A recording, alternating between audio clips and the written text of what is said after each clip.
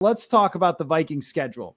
So if we start naming the teams that they beat, now this is before Sunday Night Football, so we don't know what happened on Sunday Night Football yet, but just follow with me anyway. You got the Packers, the Lions, the Saints, the Bears, and the Dolphins. Those are the teams the Vikings beat. Anything you sense that's in common with those teams, Jonathan? They're not that great so far through 6 weeks of the NFL season. As we're speaking right now, none of them have a winning record. Yeah. Which is remarkable to be 5-1, and 5 of the 6 teams you play do not have a winning record. Now, however, when you start to look forward, of course, the Packers game at the end of the year doesn't look as daunting, but there are some teams that suddenly look way harder than they looked at the beginning of the year. Even Arizona just put up 42 on the Saints. Washington actually looked quite a bit better with Taylor Heineke than they have with Carson Wentz, and their defense now 2 weeks in a row has done better. The Jets and the Giants are winning games. The Jets defense is phenomenal, and the Giants is pretty darn good as well. Dallas got Dak back, put up 24 points and beat the Lions. I mean, they have actually now a difficult upcoming schedule for a lot of weeks. How long do you think from now will we have a good sense of how good this Vikings team is relative to talking about it, not just for the division, but for the entire NFC? Like, at what point will you look up and say, you know what, they've played enough good teams and enough bad teams. I've got a sample, and now I'm sure. I think that schedule is the way you see, going back to the last question we had in the last talking point, is how you see the Vikings losing the division. Is this schedule is incredibly tough going down the stretch. For me, the answer to this question is 4 more weeks. Give me 4 more weeks because of the opponents and what the different types of opponents they are and what they offer you. Because get through that Cowboys game and we should mostly know everything we need to know about this team. The Cardinals, they're a team that looks like they may be on the rise. As we expected, DeAndre Hopkins would provide that kind of ability to him, as I'm hearing thunderstorms right now. Washington, they're a mess. We knew that. They found a way to beat the Packers, who are also a mess. But you should handle those 2 teams. You should. If you're a 5-1 football team and you want to act like you're a 5-1 football team that should be at the top of the NFC, you should beat those teams handily. The Buffalo Bills, you have to go there. That's an incredibly tough one. They're a Super Bowl contender. They are the Super Bowl contender, considering they're the ones who beat the Chiefs, and the Chiefs are making everybody look awful right now. Can you keep that game respectable to me? I already have that down a loss. I think everybody in the country besides the 53 guys plus coaching staff and TCO Performance Center have that down as a loss.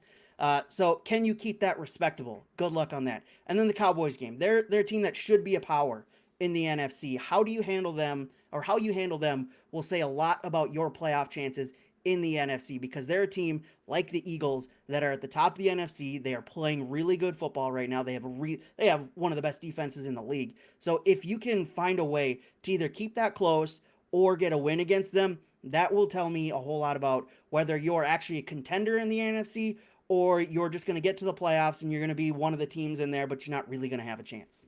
I think you picked the exact right number of games, because these next 2 are very much take care of business games.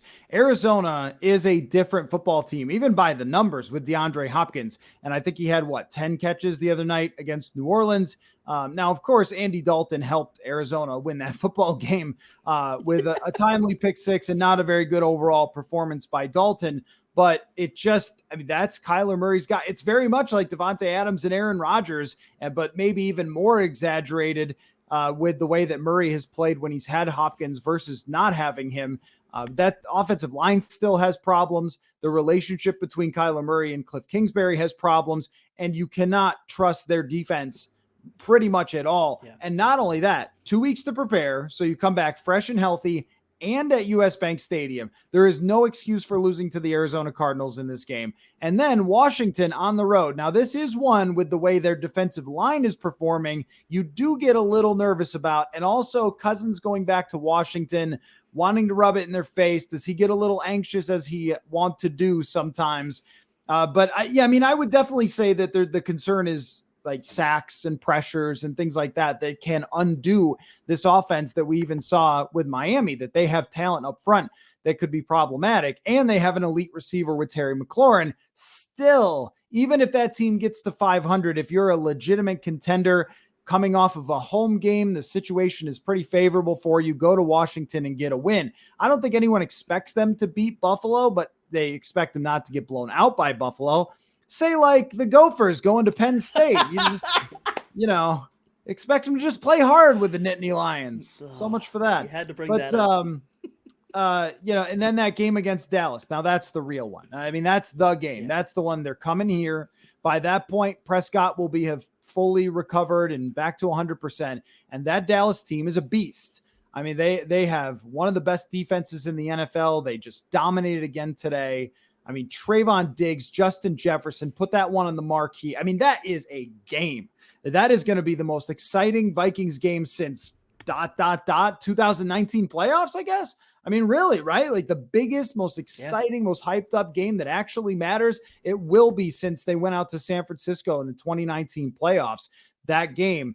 And after that, we will have a good sense for where they stand. The Cowboys are not a perfect team, but a very good one that you're supposed to be equal or better to. So show us that. I mean, the Thanksgiving game, I don't know, because it's so random. I mean, Thursday night, it's the Patriots. Yeah. Belichick's probably already bugging their locker room or something. So, that one's a little bit weird, but I think that Dallas game will be able to tell us pretty much for sure who the Vikings are.